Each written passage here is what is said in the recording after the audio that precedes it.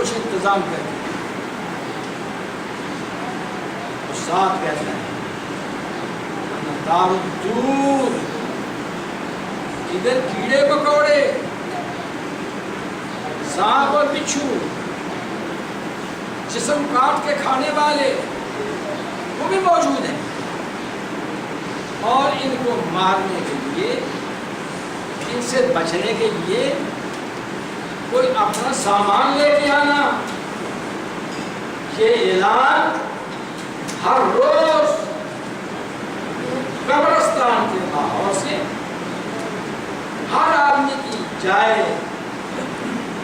رہائش مسکن سے، جہاں اس نے دفن ہونا ہوتا ہے، وہاں سے یہ آواز آتی رہتی ہے. اور اس کی وضاحت رحمت دو عالم صلی اللہ علیہ وسلم نے خود فرمائی کہ جب سب چیزیں قبر میں جانے کے بعد ان کا سامنا کرنا پڑتا ہے. اللہ اکبر، اگر ہم ادھر سے ساتھ اس نہیں لے کے جائیں گے تو وہاں پریشان ہی ہونا ہے. بستر تو ہمارا گھر پر ہم کھو دیں، کپڑے ہمارے بانسوں میں اتار دیں گے، نہ اترے تو پھاڑ کے اتار دیں. یہ بڑا قیمتی لباس اس نے پہنا ہوا ہے، اس کو ذرا خیال سے اتارو. جاتے اترتا ہی نہیں، لاؤ کینچی، اس کو کاٹ کے اتار دو. بازو باہر نہیں کرتے نا، اس کو کاٹ کے کینچی سے کاٹ کے. ترس نہیں آتا کہ بڑا قیمتی قمیص ہے، بہت قیمتی کپڑا ہے، برباد ہو جائے، درد ہو جائے.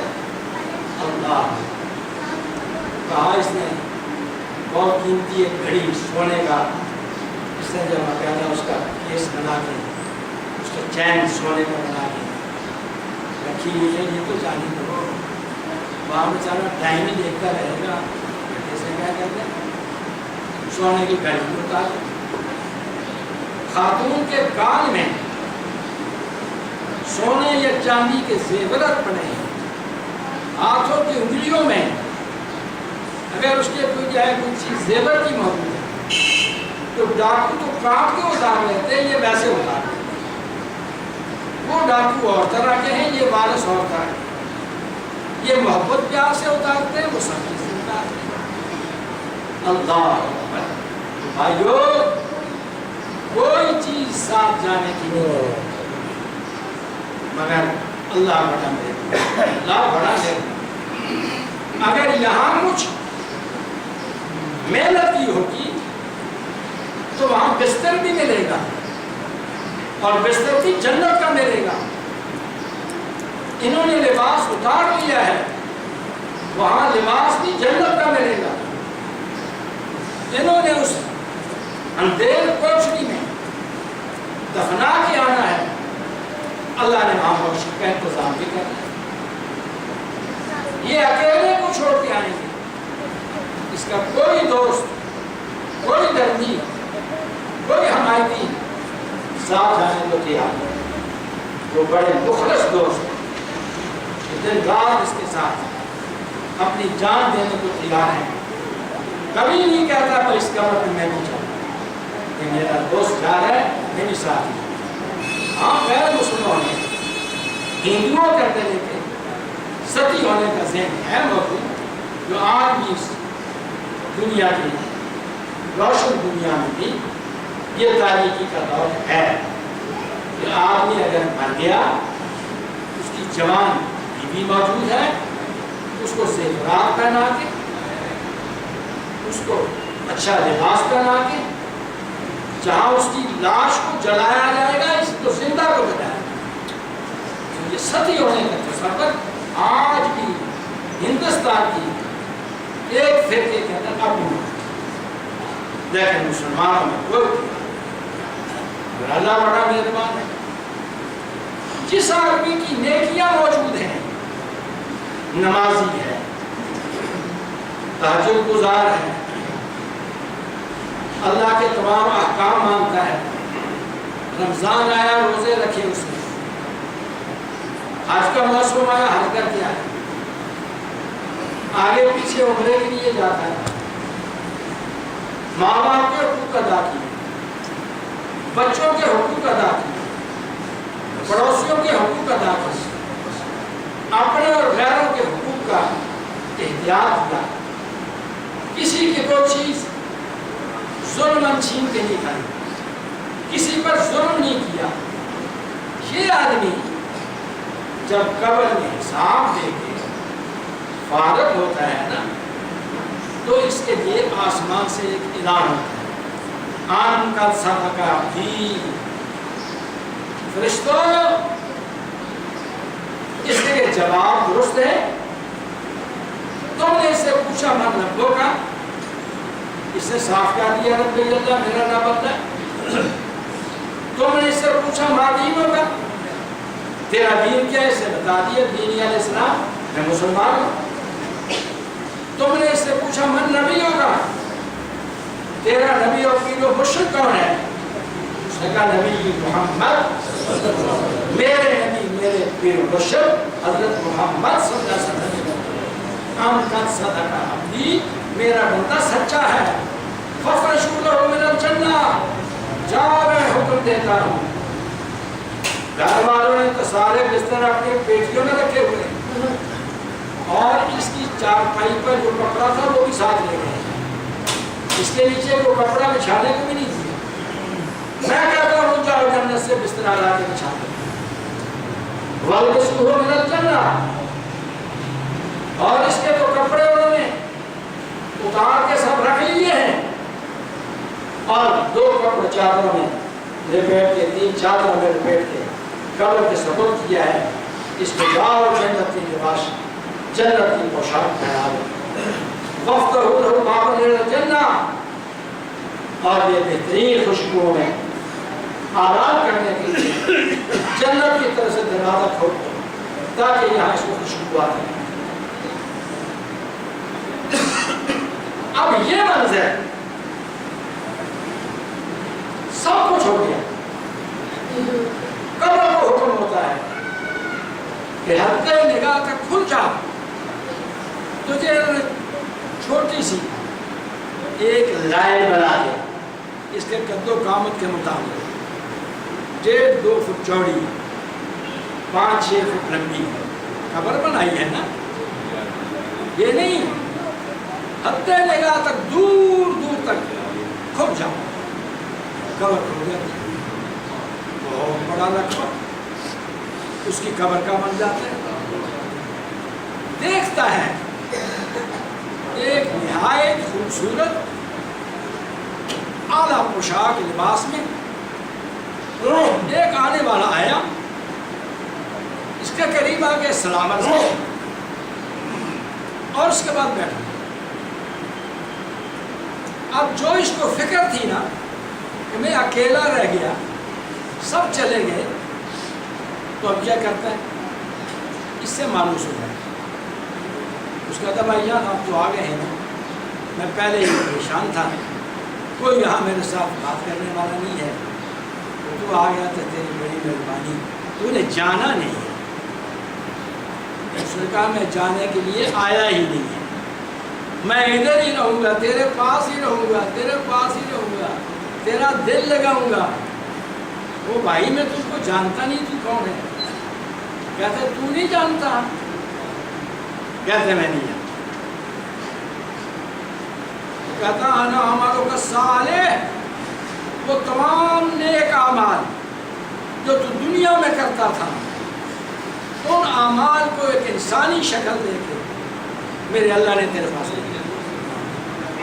وہ نماز، وہ روزہ، وہ حج، وہ زکوٰۃ، وہ حقوق اللہ، وہ حقوق العباد، وہ ذکر اذکار، وہ تمام اللہ تعالیٰ کی عبادت کے رنگ، ان سب کو ایک انسانی شکل دے کے تیرا دل لگانے کے لیے تیرے پاس لے دیا. اور تیرے پاس رہوں گا، تیری دل لگی کا سامان بنے گا.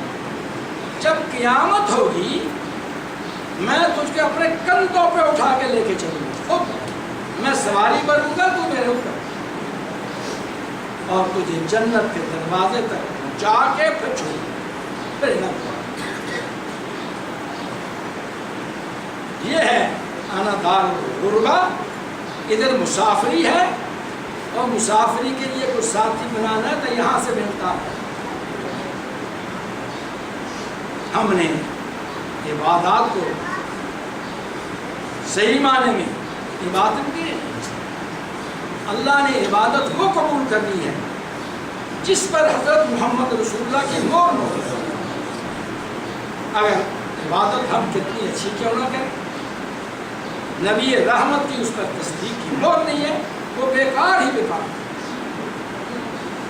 بڑے شوق ذوق سے کچھ رسومات کو ہم نے عبادت بنایا ہوا ہے اور اس کا عبادت کا رنگ دیکھ کے ہم اس پر بڑی خوشی سے اپنا کام کرتے ہیں.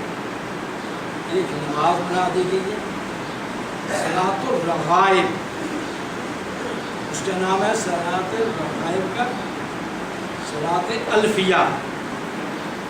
1000 نماز، 1000 نہیں، 1000. وہ کیا ہے؟ 100 رکعت پڑھو، ہر رکعت میں 10 دفعہ فاتحہ پڑھو، 10 دفعہ اخلاص پڑھو، اور اس طرح تمہاری یہ نماز 100 رکعت پڑھنے سے تمہاری تمام گناہ، نہ کسی حدیث میں، نہ کسی نبی کی قول میں، نہ نبی کے صحابہ کے قول میں، اور ہمارے اپنے خود ساختہ دل کی بات. آگے یہ جی رات آگے بچے اپنے ماں باپ کو کہتے ہیں پٹاخوں کا موسم، پٹاخوں کا موسم. اچھا پٹاخے بہت چلتے ہیں، فرشتوں کو بگانا ہے، فرشتوں کو ڈرانا ہے کہ ادھر مت آؤ ہیں. کہتے 7 حلوہ پکاؤ، رات میں نماز پڑھنی ہے، حلوہ کھاؤ، تاکہ مرغن رضا کھا کے فوری نیند آ جائے اور تمہیں پڑھنا نصیب ہی نہ ہو. حلوہ ہر روز کھاؤ، دن کو کھاؤ، رات کو کھاؤ، دوپہر کو کھاؤ، شام کو کھاؤ، دن رات کھاؤ، حلال چیز ہے، جائز چیز ہے، مگر اس کو دین تو نہ کہو، دین تو نہ کہو.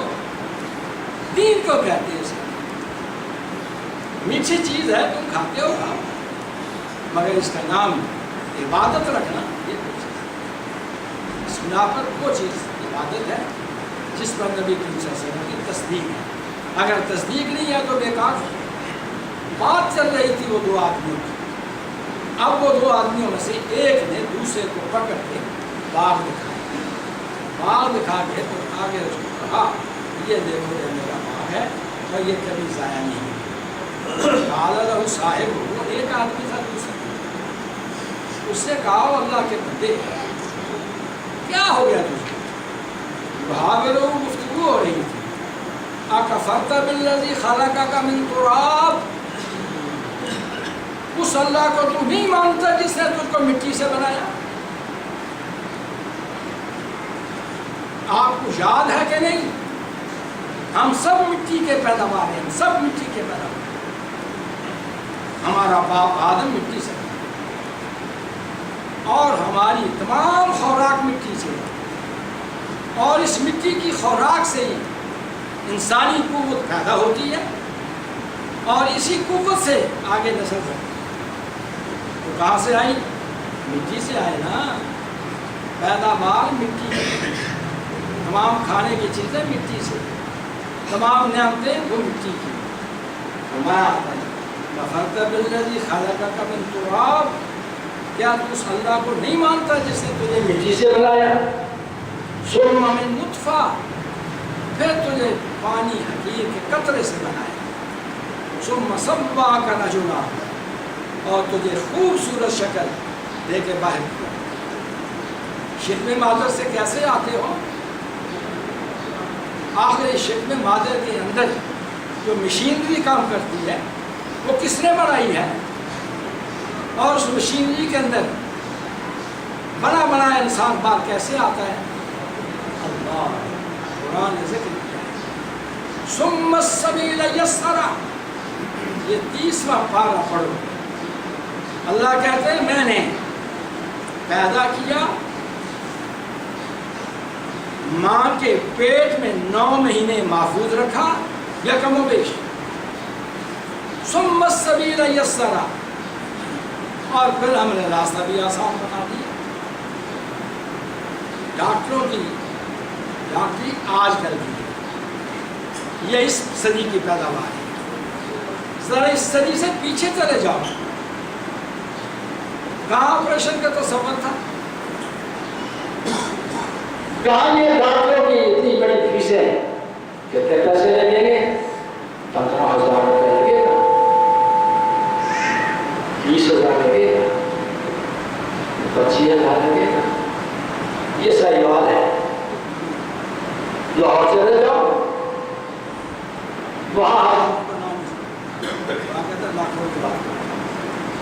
کراچی چلے جاؤ، لاکھوں، جتنا بڑا سرمایہ دار اتنی بڑی فیس لاہور۔ اور عورت کو پہلے ہی کہہ دینا ہے کہ تو فوراً تیار ہو جا، آپریشن کریں گے، کوئی درد نہیں ہوگا، کوئی تکلیف نہیں ہوگی، پیسے اس کی جیب میں چلے جائیں گے، کس بیچاری کو داغدار بنائیں گے۔ میں پوچھتا ہوں اس سے پہلے ان ڈاکٹری والوں کی، اس ڈاکٹری سے پہلے کیا دنیا موجود نہیں تھی؟ کیا اس دنیا میں یہ ڈاکٹری کا تصور موجود تھا؟ اور چلو اس کو بھی چھوڑو، ہمارے گھروں میں حیوان نہیں ہیں، بکریوں سے لے کے اونٹوں تک ہمارے گھروں میں جانور موجود ہیں۔ بکریوں کے بچے بھی پیدا ہوتے ہیں، ایک بھی ہوتا ہے، 2-3 بھی ہوتے ہیں، گائے بھینسوں کے یہاں بچے بھی ہوتے ہیں، اونٹوں کے یہاں بھی بچے ہوتے ہیں۔ یہ تو حلال جانور ہے نا، اور حرام جانور جس کو تم اپنے گھر کا وفادار جانور کہتے ہو، جاؤ اپنے ملک کے سابقہ وزیر اعظم کے خامد سے پوچھو کہ اس کی کتی کو بچے ملنے لگے، اس نے ڈاکٹر کو کہا اس کو درد ہوگا، جلدی اس کے ساتھ آپریشن کر کے مجھ سے پیسے لاکھوں روپے لے، کون تو لاکھوں روپے اس کو دے دیا، اور کتی کا آپریشن کر کے بچے پیدا۔ اخبارات کی خبر ہے، میری نہیں خبر، یہ مجھے آپ لوگوں کے اخبارات نے بتایا۔ مگر بھائیو، قرآن کیا کہتا ہے؟ ثم السبیل یسرا، آسان راستہ اللہ نے بنایا ہے، اور وہ پیدا کرتے ہیں۔ دیہاتوں میں بچے پیدا ہوتے ہیں، جنگلوں میں بچے پیدا ہوتے ہیں، جہاں اسپتال کے تصورات بھی نہیں ہیں وہاں بچے پیدا ہوتے ہیں، اور اللہ نے نظام رکھا ہوا، مگر اس نظام کی قدر ہم نے کبھی نہ کی۔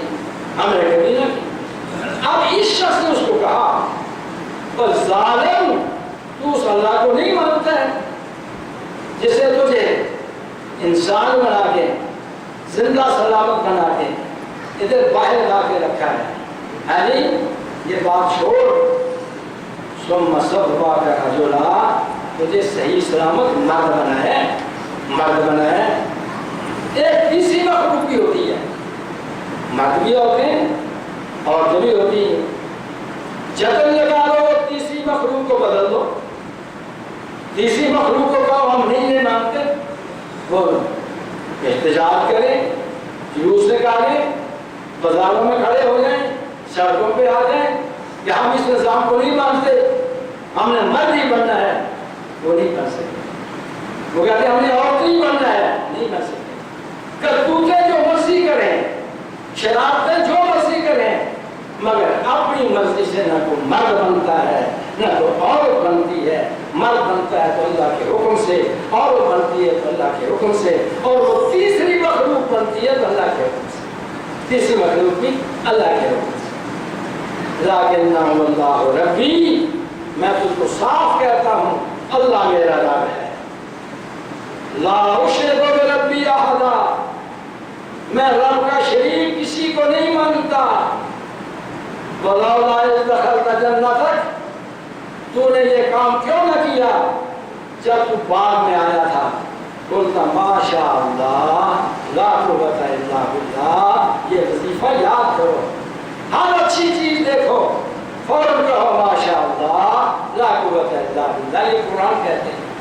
ماشاء اللہ لا قوت الا باللہ، یہ کہہ لو گے اس چیز کو نقصان نہیں ہوگا، وہ تمہاری نظر بد سے بچے گا اور تمہیں پریشانی سے اللہ محفوظ رکھے گا۔ ان طرح نے اللہ مل کے مالم وغیرہ، میں مانتا ہوں میرے پاس مال بھی نہیں، میرے پاس اولاد بھی نہیں، لیکن کم از کم میرے پاس عقیدہ توحید کا تو ہے نا، میں اس ایک اللہ کو ماننے والا تو ہوں۔